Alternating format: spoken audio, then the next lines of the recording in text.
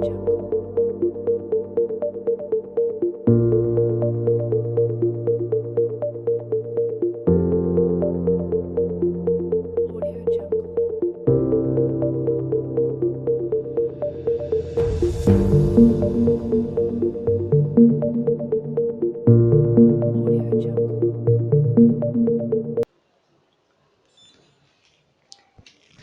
Friends, welcome back to the channel. So starting में मतलब lecture के स्टार्टिंग में मैं कुछ चीज़ें बताना चाहता हूँ।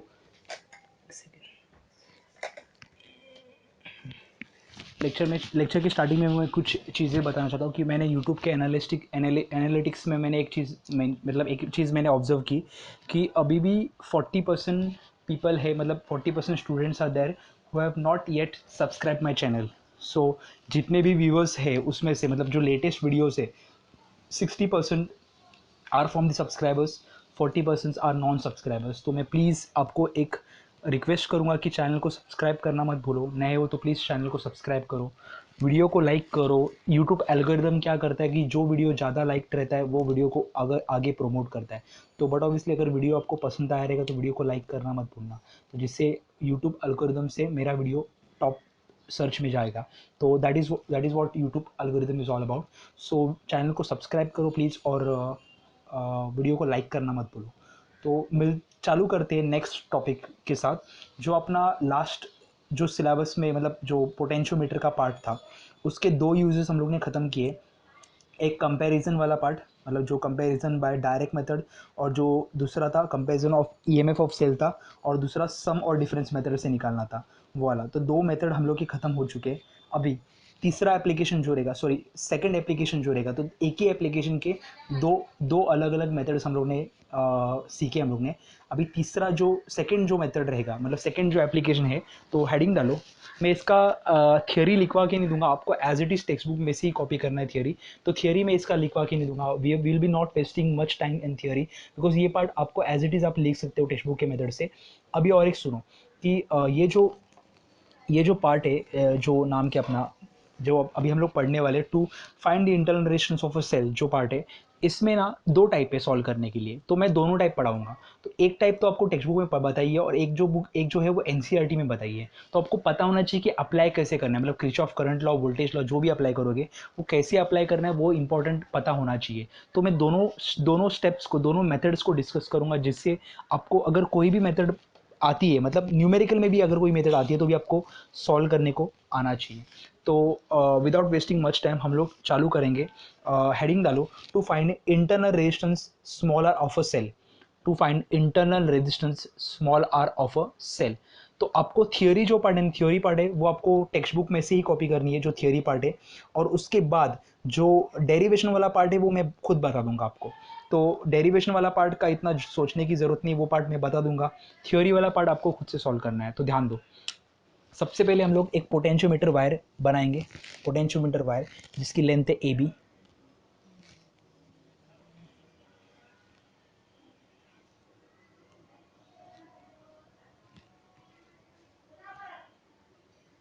लेंथ कितनी है? A B. पोटेंशियोमीटर वायर को अटैच किया है एक सेल से, और यहाँ पे है रियोस्टेट। एक सेकेंड, की भी निकालनी है। यहाँ पे की K1 है, और यहाँ पे रियोस्टेट है RH। ये जो EMF है वो E है। अभी इसकी लेंथ जो है वो L लेंथ है। अभी हम लोग क्या करेंगे, मन में एक सेल एक्सटर्नली कनेक्ट करेंगे।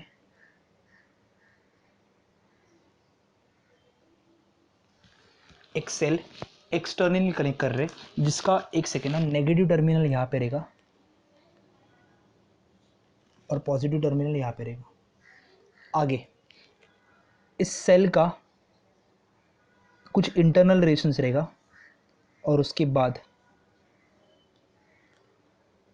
ये सेल को पैरेलली एक रेजिस्टेंस बॉक्स से कनेक्ट किया। रेशंस बॉक्स का रेशंस R, ये स्मॉलर इंटरनल रेशंस, सेल का EMF E1, ये बैटरी का EMF E, की जो है K2, और उसके बाद इसका दूसरा एंड जो रहेगा यहाँ पे ये अटैच किया है गैल्वेनोमीटर के साथ, और दूसरा पॉइंट है वो जॉकी को कनेक्ट किया है। तो क्लियर है, मैं वापस रिपीट करता हूँ। पोटेंशियोमीटर वायर है ए बी, उसकी लेंथ कितनी है कैपिटल लेंथ, उसको कनेक्ट किया बैटरी जिसका ईएमएफ है कितना ई, और K1 मेरा जो रहेगा वो की K1 रहेगा। उसके बाद उसको कनेक्ट किया रियोस्टेट के साथ, बी को कनेक्ट किया रियोस्टेट के साथ। अभी ए पॉइंट पे मैंने सेल लगा दिया है जिसका इंटरनल रेजिस्टेंस निकालना है जो कि है स्मॉल आर, और उसके बाद उसके पैरेलल सेल के पैरेलल एक की K2 है और रेजिस्टेंस बॉक्स कितना है आर कनेक्ट किया है। अभी ध्यान दो, अभी सबसे पहले हम लोग क्या करेंगे, सबसे पहले ये हो गया मेरा जो कंस्ट्रक्शन वाला पार्ट है। इसका जो सेकंड पार्ट जो है मतलब ये वाला ए पार्ट, ये बी वाला पार्ट है। अगर मैं इसको नाम देता हूँ, ये पी बन जाता है, ये क्यू बन जाता है, और ये बन जाता है एस, और ये बन जाता है टी। समझ में आ रहा है? P Q R S T, सबको क्लियर है? अभी ध्यान दो, अगर मैं K1 को क्लोज करूँगा, K1 को क्लोज करूँगा और K2 को ओपन करूँगा। K1 को क्लोज कर दिया मैंने, K2 को ओपन कर दिया, क्या होने वाला है देखते। K1 को क्लोज कर दिया, K2 को ओपन कर दिया, मतलब यहाँ पे सर्किट में करंट यहाँ से जाएगा, इधर डिवाइड नहीं होगा, करंट डायरेक्टली यहाँ से जाएगा। अभी इसके बाद हम लोग ने नल पॉइंट निकाला, सॉरी, नल पॉइंट मतलब क्या होता है? नल पॉइंट जब भी होता है तो नल पॉइंट का मतलब होगा इसका और इसका, ये वाला जो लाइन दिख रहा है, इसका ईएमएफ और इसका ईएमएफ, मतलब इसका पोटेंशियल और इसका पोटेंशियल क्या रहेगा? सेम। पोटेंशियल जब सेम रहता है तभी हम लोग नल पॉइंट पे पहुंचते हैं। ये पहले हो चुका है, अप्लाई कर चुके हैं हम लोग। तो उसके हिसाब से मैंने अगर नल पॉइंट निकाला तो मेरा लेंथ आता है L1, मतलब ये जो लेंथ है वो है L1, इधर से लेके इधर तक, ये सी पॉइंट है। null point is obtained at C and the length is L1 from A, L1 from A। अभी मुझे बताओ, ये जो इधर का जो पोटेंशियल था और इधर का पोटेंशियल क्या रहेगा? सेम रहेगा। पोटेंशियल कितना है इसका? बैटरी का पोटेंशियल कितना है? E1। तो पोटेंशियल E1 है, is directly proportional to length कितना है? L1। अगर मैं प्रोपोर्शनल साइन हटा देता तो यहाँ पे आएगा E1 equals to K L1 where K is potential gradient। अभी उसके बाद हम लोग क्या करेंगे? ये पहला पार्ट खत्म हो गया। अभी सेकेंड पार्ट में हम लोग क्या करेंगे देखते हैं। यहाँ पे की को क्लोज कर दिया मैंने, मतलब K1 भी क्लोज्ड है और K2 भी क्लोज्ड है। तभी नल पॉइंट जो आता है is obtained at C dash, मतलब जो नया नल पॉइंट आएगा, सपोज मैं इसको रफ कर देता हूँ, नया जो नल पॉइंट आएगा वो C डैश पे आएगा और लेंथ कितना रहेगा? L2।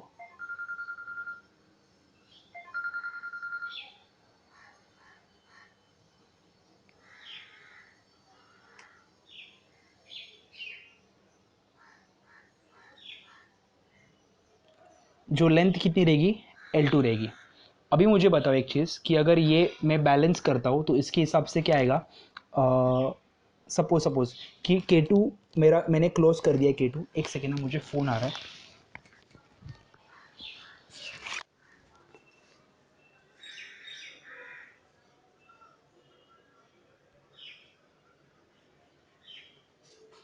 एक सेकेंड होल्ड करना। नल पॉइंट कहाँ पे रहेगा? C डैश पे रहेगा, और K1 और K2 ये जो दो मैंने ये किए, क्या बोलते हैं उसको, कीज जो मेंशन किए, वो दोनों कीज क्या हो गए? क्लोज्ड हो गए। अभी मुझे बताओ, इसके हिसाब से नया पोटेंशियल जो रहेगा, नया पोटेंशियल जो कि दोनों को भी कॉमन रहेगा, मतलब इसको भी वो कॉमन रहेगा और इसको भी कॉमन रहेगा, तो नया पोटेंशियल जो रहेगा उसको लिखूंगा क्या? उसको लिखूंगा मैं V is directly proportional to L2। तो अगर V की बात करूंगा तो V equals to K into L2। बराबर है। अभी अभी मुझे बताओ, ध्यान दो, अभी देखो दो तरीका होगा इसको सॉल्व करने। देखो इसका पोटेंशियल जो पूरा पोटेंशियल है उसको बोलेंगे वी, दोनों पैरेलल होने की वजह से इधर भी पोटेंशियल वी, इधर का पोटेंशियल भी क्या है, वी है। मुझे बताओ E1 जो है, E1 सेल है, अगर मैं इस सर्किट की बात करता हूँ, इस लूप की बात करता हूँ, मतलब लूप कौन सा हो गया, loop P Q S T, अगर उसकी बात करूंगा तो करंट यहाँ पे कुछ I करंट फ्लो होगा। अगर करंट I फ्लो हो रहा है तो वहाँ पे मुझे बताओ करंट I होगा तो जो EMF E1 है वो कितना करंट ड्रॉ कर रहा है, I किसके थ्रू ड्रॉ कर रहा है, R प्लस आर। तो फॉर्मूला मुझे पता है I का क्या आएगा, E1 R प्लस आर, ये मुझे पता है। क्लियर है क्या? अगर मैं ये लूप कंसिडर करता हूँ तो ये हो गया। तो मुझे बताओ E1 का फॉर्मूला क्या रहेगा, E1 का फॉर्मूला रहेगा I R प्लस आर। हो गया। अभी ये हो गया E1, ये हो गया मेरा E1, और उसके बाद ये हो गया मेरा E1। और अगर मैं बात करूंगा सिर्फ इसकी, ये वाले पार्ट की, तो इसका पोटेंशियल कितना है रे, पोटेंशियल है V, पोटेंशियल कितना है V। देखो ना, इसका पोटेंशियल B, इसका पोटेंशियल और ये वायर का पोटेंशियल क्या था, सेम था V, और ये भी पैरेलल में है तो इसका पोटेंशियल और ये वाले वायर का पोटेंशियल भी क्या रहेगा, सेम। बट करंट कितना फ्लो रहा है, आई करंट फ्लो रहा है, रेजिस्टेंस कितना R। तो अगर मैं बात करूंगा 80 मेंबर की बात करो 80 से, तो 80 का पोटेंशियल अक्रॉस, पोटेंशियल अक्रॉस 80 की बात करता हूँ, या सॉरी 80 नहीं, TS की बात करता हूँ, TS, T और S, T और S की बात करूंगा तो मुझे बताओ पोटेंशियल कितना रहेगा, V, बट करंट कितना फ्लो हो रहा है, I, और रेजिस्टेंस कितना है, R। बराबर है। अभी ध्यान दो, इसको मैंने इक्वेशन 1 लिखा, इसको सेकंड लिखा, इसको थर्ड लिखा, और इसको फोर्थ लिखा। अगर इक्वेशन थर्ड और फोर्थ को मैं डिवाइड करूंगा तो आएगा E1 equals to I R plus R upon V upon I R। But E1 का फॉर्मूला क्या है, E1 K इंटू L1 है, और V का फॉर्मूला क्या है, K इंटू L2। यहाँ पे क्या आएगा, K into L1, K into L2, K cancel. तो अगर मैं इस पार्ट को सॉल्व करूँगा, इस पार्ट को, तो ये कुछ ऐसे बनेगा। सपोज मैं इस पार्ट को सॉल्व कर रहा हूँ तो यहाँ पे फाइनली ये I और ये I चला गया, R plus R, small r और R प्लस आर कैंसिल हो जाएगा, तो बचेगा क्या, यहाँ पे मैं यहाँ पे लिखता हूँ R प्लस आर, सपोज यहाँ पे लिख देता हूँ 1 plus small r upon capital R equals to L1 by L2। 1 उधर जाएगा तो आएगा small r upon capital R equals to L1 by L2 minus 1। Capital R उधर जाएगा तो आएगा small r equals to capital R L1 upon L2 minus 1। Clear है यहाँ तक? आई होप यहाँ तक आपको क्लियर हुआ रहेगा कि मैंने क्या किया है। तो वापस मैं एक बार रिपीट करता हूँ पूरी चीज़। तो ये दो तरीके से हम लोग इसको सॉल्व कर सकते हैं। पहला तरीका मैंने बताया जहाँ पे हम लोग क्या करने वाले हैं, सब कुछ डायग्राम सेम है। डायग्राम में सेल कनेक्ट किए, बैटरी कनेक्ट की ई, और उसको कनेक्ट किया है मैंने की के साथ K1, और रियोस्टेट कनेक्ट किया है। उसके बाद मेरा पोटेंशियोमीटर वायर है, पोटेंशियोमीटर वायर के अक्रॉस मैंने और एक बैटरी कनेक्ट की है, सेल कनेक्ट किया जिसका EMF है E1 और इंटरनल रेजिस्टेंस है स्मॉल r। बराबर है। की K2 उसके पैरेलल में कनेक्ट किया, और एक रेजिस्टेंस बॉक्स कनेक्ट किया जहाँ पे अननोन रेजिस्टेंस हम लोग ऐड करते हैं R। अभी Q पॉइंट का एक पॉइंट अटैच किया गैलोमीटर के साथ, गैलोमीटर का दूसरा पॉइंट अटैच किया जॉकी के साथ। अभी मैंने ये वाला पार्ट क्लोज किया, ये वाला पार्ट ओपन कर दिया। जैसे ही ओपन कर दिया अभी करंट ऐसे फ्लो होगा, ऐसे फ्लो होना चाहिए था। तो इसका पोटेंशियल अगर नल पॉइंट दिखा रहा है तो इसका पोटेंशियल और ये वायर के लेंथ का पोटेंशियल इधर तक आया था, सी पॉइंट तक आया था, क्या रहना चाहिए, सेम होना चाहिए। तो if K1 is close and K2 is open, null point is obtained at C, therefore L1 C at a point L1 from A से कितना डिस्टेंस पे था, L1 पे था, यहाँ पे आया था, देखो ये C पॉइंट पे आया था। अभी हम लोग को पता है E1 is directly proportional to L1, E1 मतलब ये वाला part E1 is directly proportional to E1 equal to, इधर से तो होगा ही नहीं करंट फ्लो, तो ये वाला तो कंसीडर नहीं करना है, कंसीडर इतना ही करना है। तो E1 equal to K into L1, बराबर है। K को बोलते हैं पोटेंशियल ग्रेडियंट। अभी हम लोग क्या करेंगे, K1 को भी क्लोज करेंगे और K2 को भी क्लोज करेंगे। जैसे ही क्लोज कर दिया इसके इंटरनली करंट फ्लो होगा। क्यों मालूम है? इधर का पोटेंशियल और इधर का पोटेंशियल सेम है, तो यहाँ से करंट कोई ड्रॉ ही नहीं होगा, जो भी होगा वो इधर करंट फ्लो होगा, उसका करंट का नाम क्या रहेगा? आई। अभी मुझे बताओ कि जैसे ही मैंने गैलोमीटर अटैच किया और ये क्लोज कर दिया, ये भी क्लोज कर दिया, मेरे को एक नया नल पॉइंट मिल गया C1 पे। इसका मतलब ये वाला पोटेंशियल, इधर का पोटेंशियल और ये वाला पोटेंशियल वायर का क्या रहना चाहिए? सेम होना चाहिए। तो मैंने उसका पोटेंशियल का नाम दिया, मतलब ये वाला पोटेंशियल में से और ये वाले पोटेंशियल से नाम दिया क्या? मैंने V नाम दिया। तो V is directly proportional to L2, V equals to K L2, बराबर है। मुझे पता है करंट इसमें से फ्लो हो रहा है, तो करंट कितना ड्रॉ हो रहा है? I equals to E1 upon R plus R, I equals to E1 upon R plus R, ये मुझे पता है। I equals to E1 upon R plus R. ये होने के बाद मुझे बताओ E1 का फॉर्मूला क्या आ गया? I R प्लस आर, बराबर है। ये हो गया लूप वाला पार्ट। अभी टीएस वाला पार्ट कंसीडर करते हैं। टीएस में करंट कौन सा फ्लो होगा? आई, रेजिस्टेंस कितना? आर, इसके बीच में का पोटेंशियल, इसके बीच में का पोटेंशियल कितना है? वी, बराबर है। इक्वी पोटेंशियल पॉइंट है, तो वी होने की वजह से मुझे पता, और ये पैरेलल में है, तो पैरेलल में पोटेंशियल क्या रहता है? सेम। तो potential across TS is V equal to I into R. Equation fourth, equation third, दोनों को डिवाइड कर दिया तो ये मिल गया।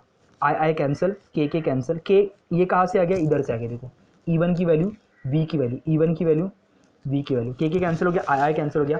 सॉल्व करके मेरे को ये मिल गया। अभी हम लोग ट्विस्ट क्या करने वाले मैं बताता हूँ। अभी ट्विस्ट क्या करेंगे, ध्यान दो। इधर तक सबको समझ में आ गया कि मैंने यहाँ तक क्या किया है, मतलब जो ये वाला पार्ट है यहाँ तक मैंने क्या किया सबको समझ में आ गया रहेगा। अभी हम लोग क्या ट्विस्ट करेंगे बताओ।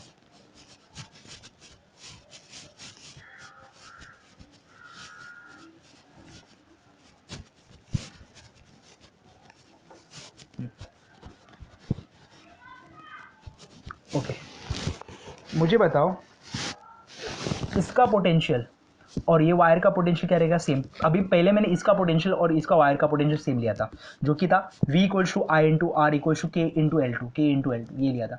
अभी क्या करूंगा, इसका पोटेंशियल और इस वायर का पोटेंशियल सेम रहेगा। देखो नेगेटिव टू पॉजिटिव जा रहा है, नेगेटिव से पॉजिटिव जा रहा है, तो क्या आएगा? Plus E1। और यहाँ पे करंट इस डायरेक्शन में फ्लो रहा है, सेम डायरेक्शन, मतलब minus I into R equals to कितना? ये पोटेंशियल कितना है? इसका पोटेंशियल V, पोटेंशियल कितना है? V, बराबर है। ये मुझे बताओ V इक्वल्स टू क्या है? K into L2, but I का फॉर्मूला है E1 R प्लस आर, तो E1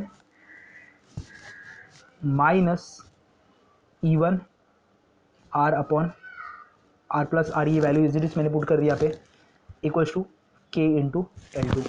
ये कॉमन क्या आएगा? इसमें से कॉमन आएगा E1, तो कॉमन आएगा, मैं यहाँ पे लिखता हूँ E1 कॉमन आएगा, अंदर क्या बचेगा?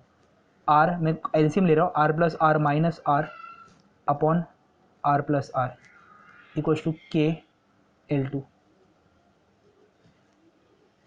बराबर है। ये आर आर कैंसिल, तो फॉर्मूला क्या आएगा? E1 का, E1 की वैल्यू कितनी आएगी? E1 की वैल्यू, E1 आएगा R plus R equals to K L2, equation third. अब इक्वेशन थर्ड और इक्वेशन फर्स्ट को डिवाइड करेंगे, क्या आता है देखते हैं। इक्वेशन थर्ड और इक्वेशन फर्स्ट को डिवाइड करेंगे, E1 कैंसिल आएगा, तो आएगा 1 upon R plus R equals to K L1 upon के L2, के कैंसिल, ये ऊपर जाएगा तो बनेगा R plus R upon R equals to L1 upon L2। अगर ये सॉल्व करेंगे, ये स्टेप सेम स्टेप है, अपन ने जो स्टेप किया था ना वैसे ही सेम स्टेप यहाँ पे आ रहे हैं हम लोग पहुँच रहे हैं। तो इसके बाद तो क्या करेंगे, आर को डिवाइड करेंगे, बनेगा 1 plus R upon R equals to L1 by L2। तो ये आर उधर जाएगा, तो फॉर्मूला बनेगा क्या? आर ब्रैकेट में L1 minus L2, L1 upon L2 minus 1 का वैल्यू है स्मॉल आर, और स्मॉल आर क्या रहता है? Internal relation. क्लियर है? मैं दोनों भी ये क्या बोलते हैं, दोनों भी प्रूफ है, मैं फटाफट एक बार लिख के बताता हूँ क्या है। थोड़ा गिचमिट होने की वजह से थोड़ा सा बोलते ना कि खिचड़ी हो गई रहेगी थोड़ी सी, बट मैं एक्सप्लेन कर दूँगा, वापस एक्सप्लेन कर दूँगा, कोई प्रॉब्लम नहीं। मैं दोनों तरीके के प्रूफ एक्सप्लेन कर दूँगा वापस। मैं यहाँ से लिखना चालू करूँ,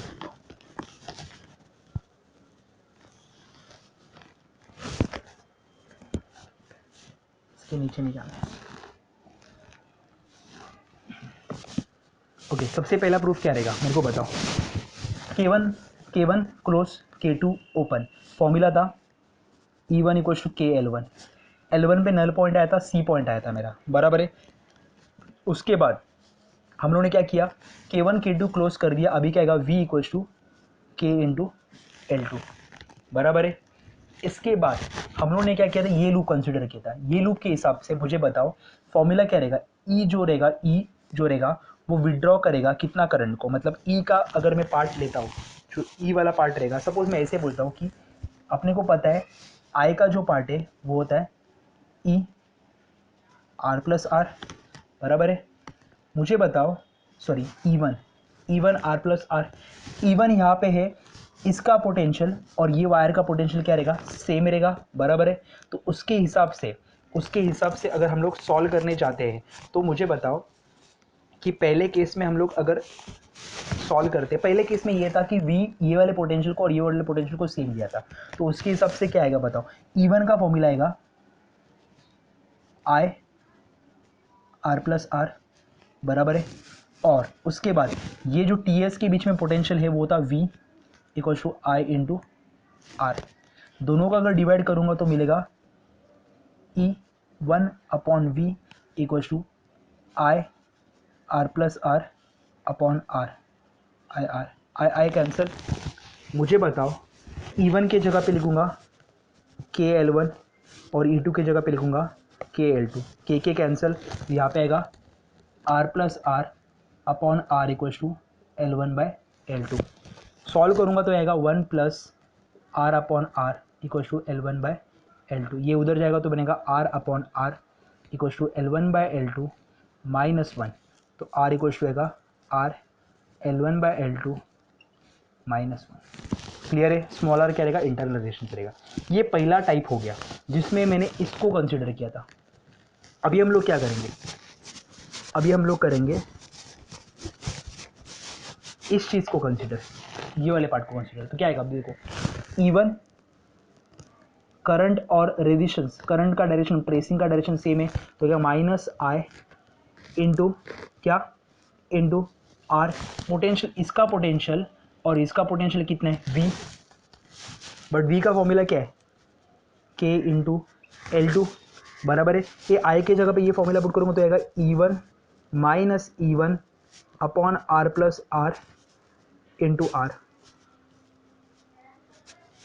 equals to V equals to KL2, बराबर है। E1 कॉमन आ जाएगा तो क्या आएगा बताओ, E1 अगर मैं कॉमन लेता हूँ तो क्या आएगा, E1 कॉमन लिया, अंदर बचेगा 1 minus R upon R plus R equals to KL2। ये सॉल्व करूँगा तो आएगा R plus R minus R upon R equals to KL2, ये आएगा E1 equals to R upon, एक minute, R upon R plus R equals to KL2।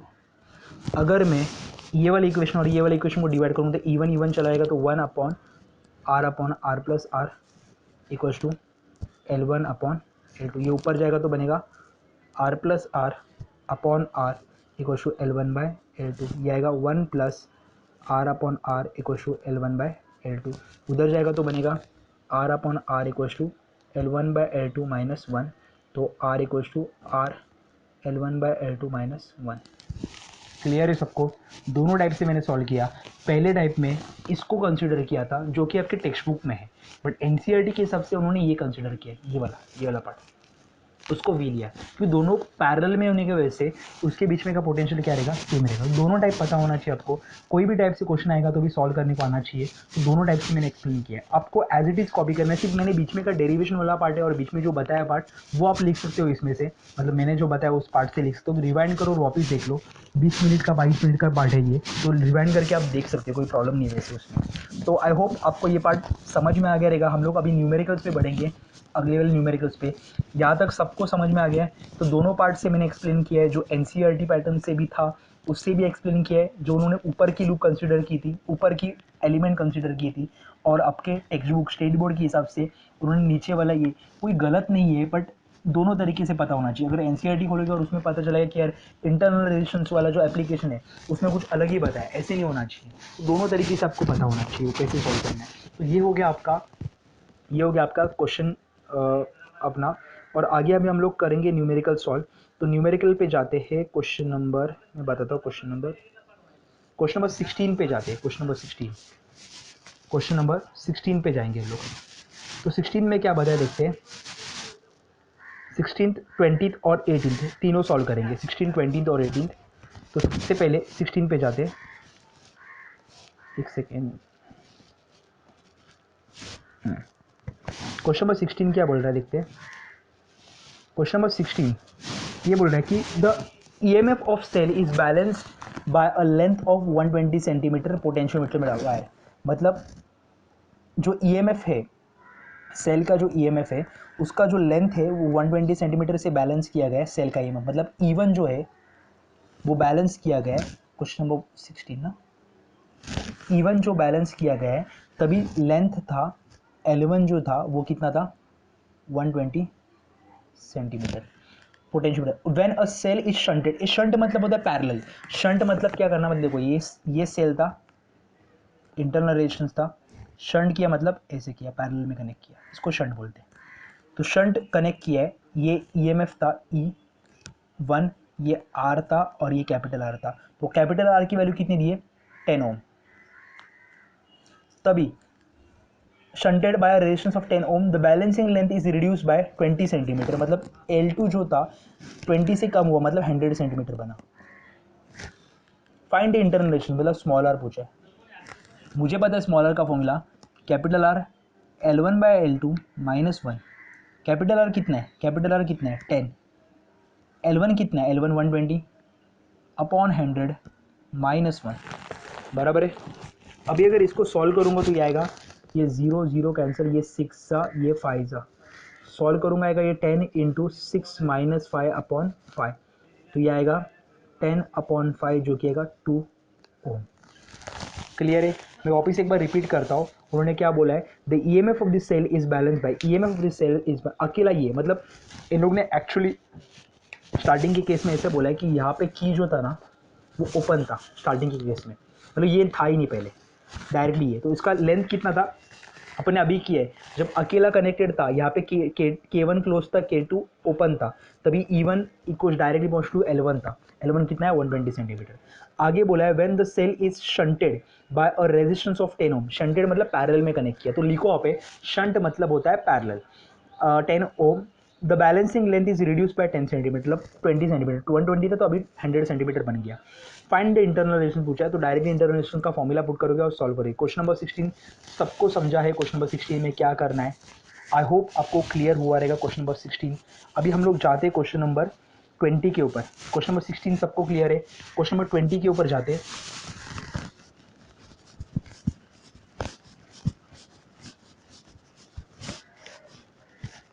आपका एक network analysis का क्वेश्चन बच जाता है इसके बाद न्यूमेरिकल में। तो नेटवर्क एनालिसिस का क्वेश्चन मैं सॉल्व कर दूंगा। गैलोमीटर वाला पार्ट है ना, उसके भी न्यूमेरिकल्स है। न्यूमेरिकल्स में एक्स्ट्रा न्यूमेरिकल डिस्कस करूंगा नेक्स्ट लेक्चर में, गैलोमीटर वाले पार्ट में, तो वो मैं अलग से डिस्कस करूंगा, उसका टेंशन मत लो। क्योंकि वो न्यूमेरिकल्स अगर सिलेबस में आते हैं तो आप ऐसे ना हो जाए कि हैंग हो जाओ, तो वो वाला पार्ट हम लोग डिस्कस करेंगे। और एक चीज़ बोलूँगा कि अगर किसी को भी करंट केमिकल थर्मोडायनेमिक्स के एक्स्ट्रा क्वेश्चन चाहिए रहेगा तो कमेंट सेक्शन में मुझे मेंशन करो कि सर एक्स्ट्रा क्वेश्चन की पीडीएफ सेंड करो, तो मैं पीडीएफ अलग से सेंड कर दूंगा। उन्हीं बच्चों को सेंड करो जो लोग इंटरेस्टेड है, तो वो मेरे को भेज सकते हैं। क्वेश्चन नंबर 20 पे जाते हैं। क्वेश्चन नंबर 20 तो उन्होंने बोला है a voltmeter has a resistance of 100 ohm, what will be its reading when it is connected across a 2 volt EMF and internal resistance of 20 ohm। मतलब उन्होंने क्या बोला है, ध्यान दो।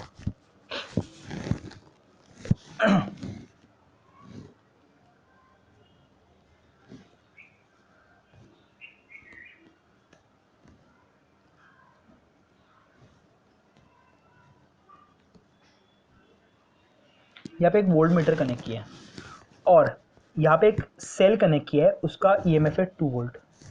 उसके बाद जो उसका इंटरनल रेजिस्टेंस है 20 ओम है, और वोल्ट मीटर का खुद का रेजिस्टेंस है 100 ओम।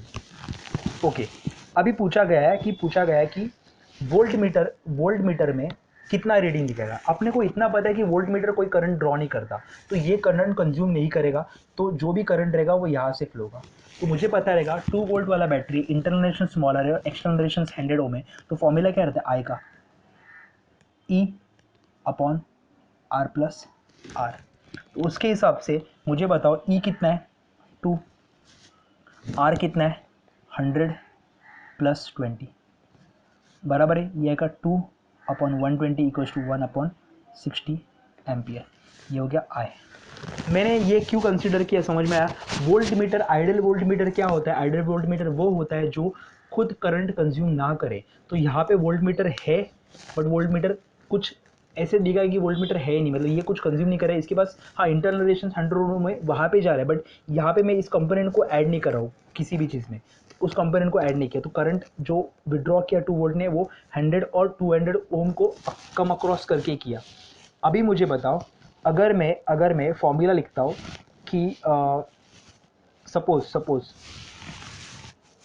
ये वाला जो है ये 2 वोल्ट है, बराबर है, और इसका जो इसके बीच में जो वोल्टेज रहेगा वही वोल्टेज यहाँ पे दिखेगा। मतलब देखो इसके बीच में जो पोटेंशियल रहेगा वही पोटेंशियल यहाँ पे रहेगा। तो अगर मैं ट्रेस ये ले रहा हूँ तो ये नेगेटिव से पॉजिटिव जा रहा है, मतलब कितना 2 वोल्ट, नेगेटिव से पॉजिटिव जा रहा है प्लस 2 वोल्ट।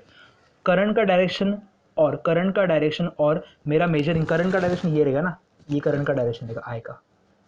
तो करंट का डायरेक्शन और मेरा कैलकुलेशन का डायरेक्शन सेम रहेगा, तो ये आई करंट फ्लो होगा 20 ओम से, तो क्या आएगा -20 इंटू आई।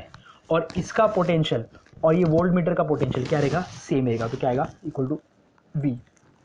तो मुझे बताओ यहाँ पे क्या आएगा 2 -20 इंटू आई कितना है 1/60, ये आएगा 1 जा, ये आएगा 3 जा, तो आएगा 2 -0.333, कितना आएगा 1.666 वोल्ट। क्लियर है। मैं वापस रिपीट करता हूँ क्या किया है। उन्होंने बोला है कि a voltmeter has a resistance of 100 ohm, बराबर है। What will be its reading when it is connected across a cell of EMF 2 volt and internal resistance 20 volt. अभी मुझे ये पता है कि वोल्ट मीटर एक्चुअली कुछ करंट कंज्यूम नहीं करेगा, तो वो पार्टिसिपेट ही नहीं करेगा। तो हम लोग अगर वोल्ट मीटर को कंसीडर ही नहीं कर रहे, वो करंट को ले रहा है, करंट को कंज्यूम नहीं कर रहा है, इसका मतलब क्या हुआ, ये कंपोनेंट हट जाता है। अगर ये कंपोनेंट हट जाता है तो जो भी करंट फ्लो होगा वो 2 वोल्ट कंपोनेंट से 20 ओम से और 100 ओम से। तो उसके हिसाब से अगर मैं सॉल्व करूँ तो I equal to E upon R plus R. R कितना है 100, देखो ना ये और ये सीरीज में, बराबर है, देखो ना एक ही इसमें। ओके, अगर इसको हटा दिया तो ये और ये सीरीज में हो गया, ये अकेला लूप कंसिडर किया तो। अभी मुझे बताओ इसके हिसाब से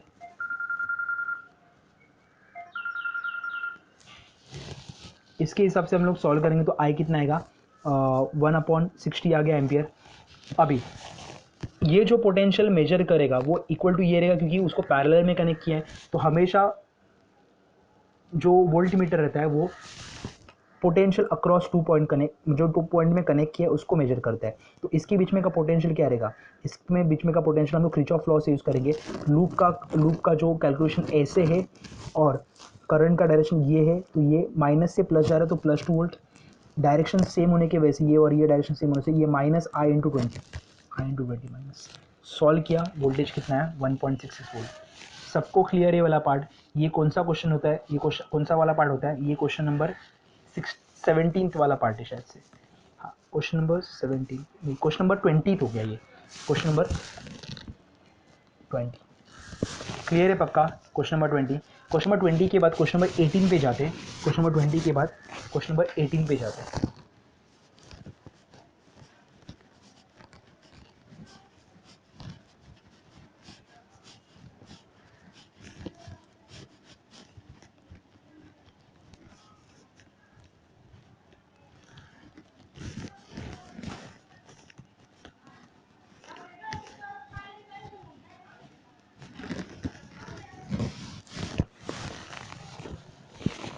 ओके, क्वेश्चन नंबर 18 पे जाते हैं.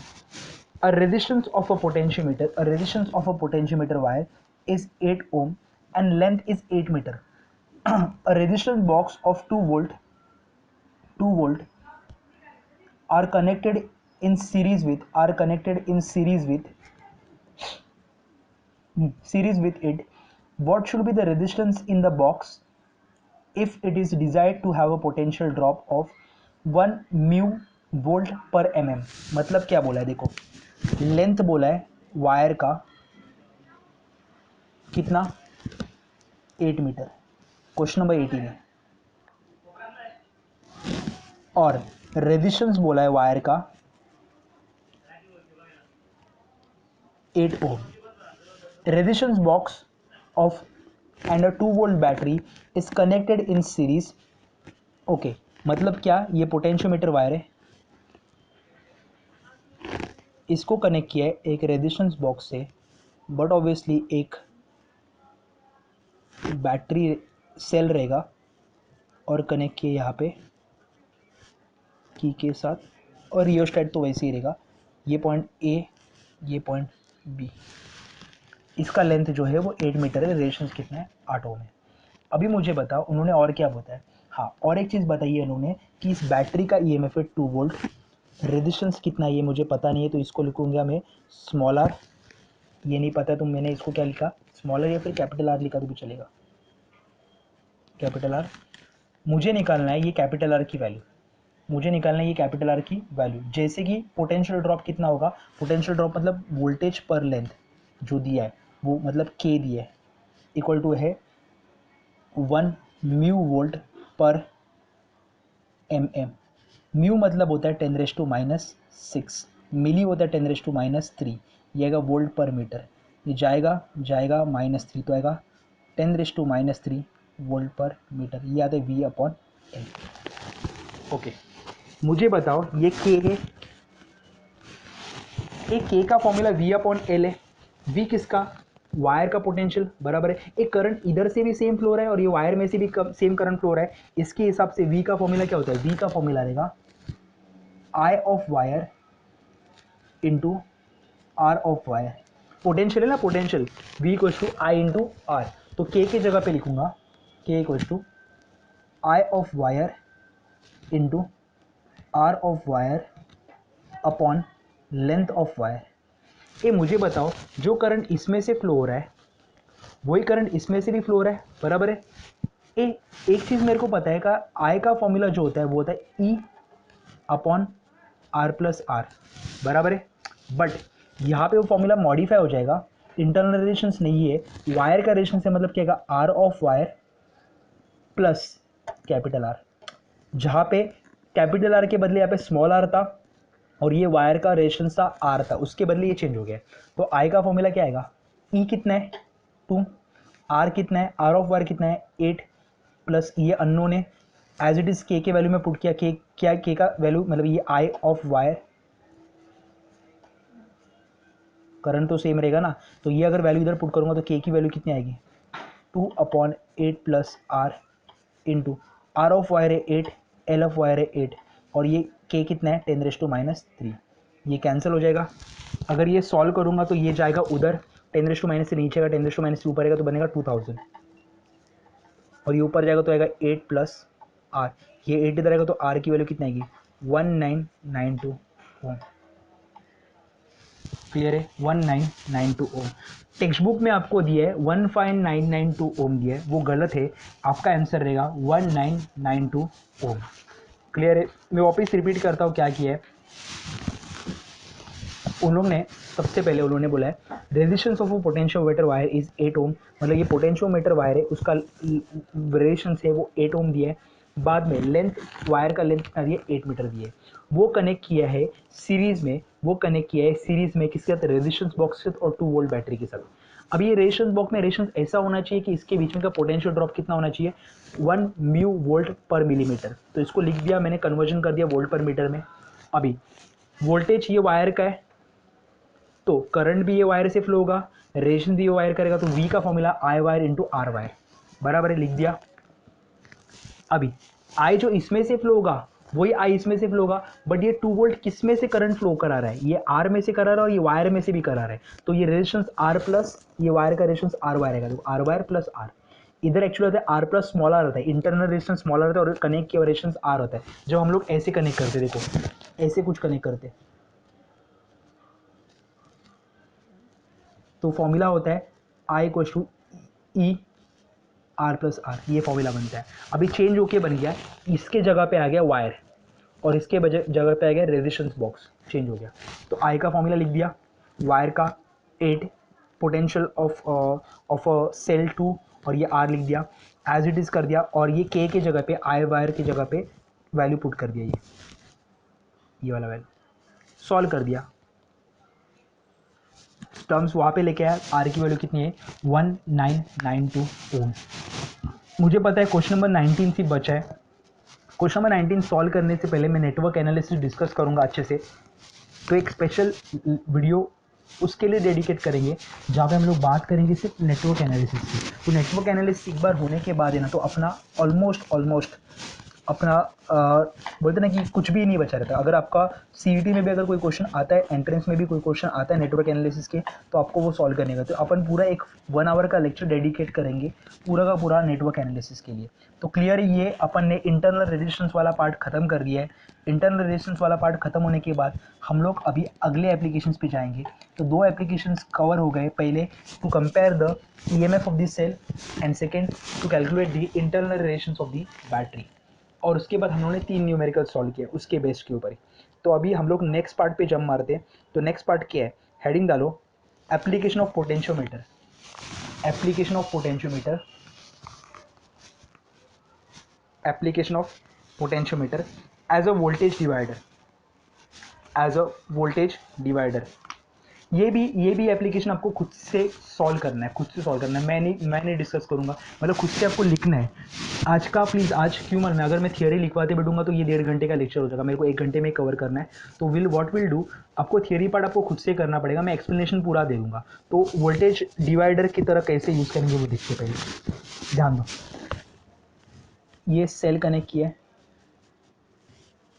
ये रेजिस्टेंस कनेक्ट किया आर, सेल कितना है ई, और उसके बाद ये पोटेंशियोमीटर वायर है ए बी।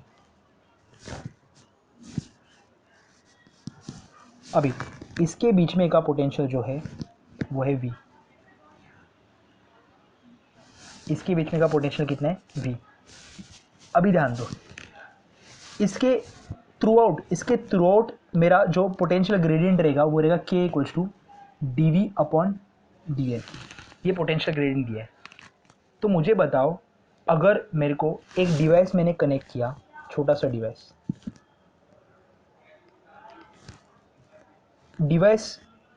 अगर मैंने कनेक्ट किया और डिवाइस का एक पॉइंट स्लाइडर को कनेक्ट कर दिया, स्लाइडर, और स्लाइडर ए बी पॉइंट में से एक पॉइंट पे अटैच कर दिया मैंने, वो पॉइंट P ले लूँगा। अभी ये लेंथ L1 रहेगा और ये लेंथ L2 रहेगा। तो ये क्या करेगा बोल में, ये स्लाइडर क्या करेगा बोल में, इस पोटेंशियल V को एक पार्ट में डिवाइड करेगा जिसका पोटेंशियल देगा V1, और दूसरे पार्ट में डिवाइड करेगा जिसका पोटेंशियल रहेगा V2। अभी V1 और ये लेंथ L1 है, तो V1 is directly proportional to L1, V1 equals to K into L1, तो V1 equals to dV/dL into L1। ये एक पार्ट हो गया। सिमिलरली सेकेंड पार्ट क्या रहेगा, सिमिलरली तो इसके अक्रॉस पोटेंशियल कितना रहेगा V2, बराबर इसके अक्रॉस पोटेंशियल कितना रहेगा V2।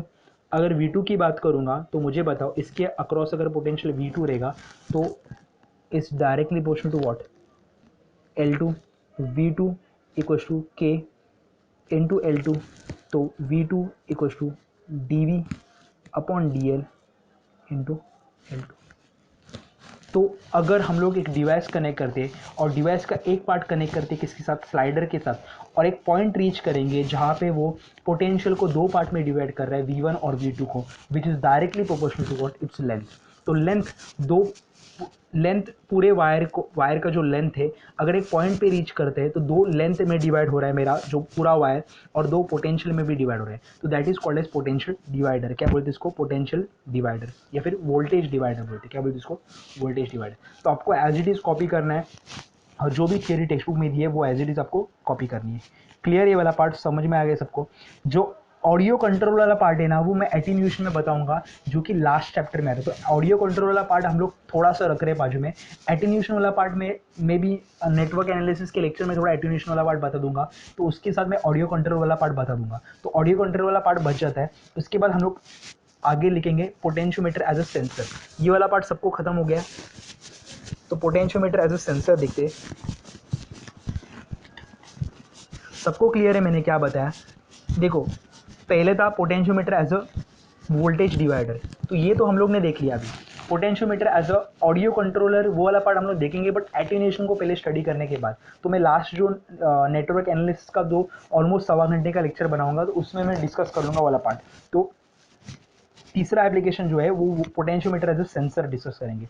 अभी ध्यान दो, अगर हम लोग बात करेंगे कि एक स्लाइडर को कनेक्ट कर रहे, एक स्लाइडर को कनेक्ट करें मूविंग मशीन के साथ, मतलब सपोज मैंने ऐसे एक स्लाइडर कनेक्ट किया एक मूविंग मशीन के साथ, और ये स्लाइडर का दूसरा पार्ट जो है वो पोटेंशियोमीटर वायर को कनेक्ट किया है ऐसे, जो भी रहेगा, मतलब जैसे भी रहेगा कनेक्ट कर दिया इसको। अब ये मोशन की तरह मूव कर रहा है, मतलब सपोज मैं बात करूँ, ऐसे नहीं बात करेंगे हम लोग, मैं थोड़ा अलग तरीके से एक्सप्लेन करता हूँ। ओके, सपोज मैं ऐसे कर रहा हूँ,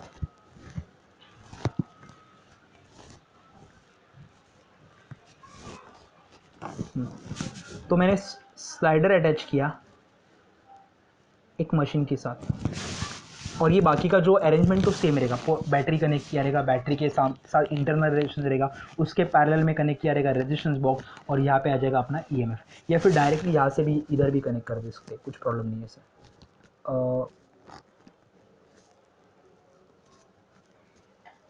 ये भी कनेक्ट कर सकते हैं। मुझे बताओ, स्लाइडर जैसे ही मूव करेगा, स्लाइडर जैसे ही मूव करेगा, वैसे क्या चेंज होगा? पोटेंशियल चेंज होगा।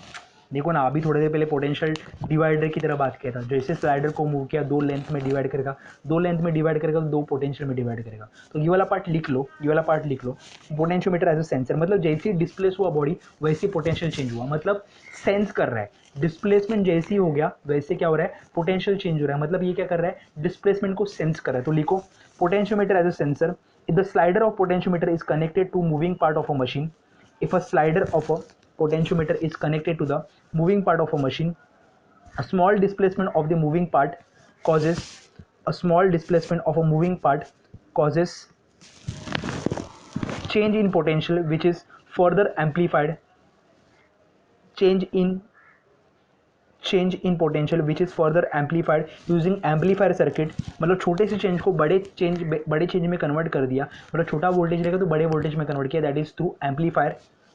The potential difference is calibrated in terms of displacement of the moving part. The potential difference is calibrated, मतलब जैसे डिस्प्लेसमेंट होगा उसके करस्पॉन्डिंगली पोटेंशियल डिफरेंस को कैलिब्रेट करेंगे।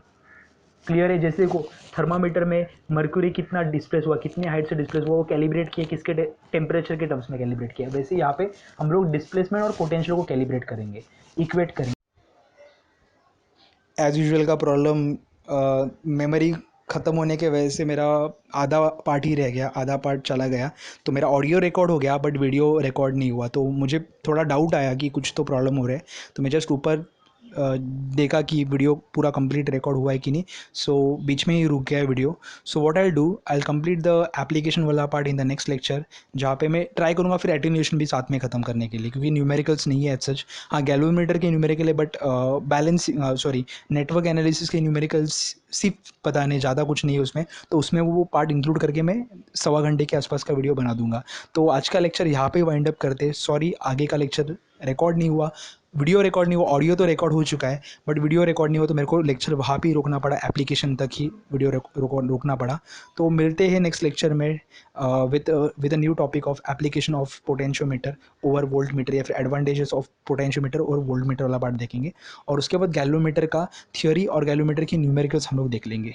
तो मिलते हैं नेक्स्ट लेक्चर में। लाइक करना मत भूलो, वीडियो को यहाँ तक देखा रहेगा तो चैनल को सब्सक्राइब करो नहीं हो तो, और दोस्तों के साथ शेयर करो। मिलते हैं नेक्स्ट लेक्चर में। Till then, bye bye.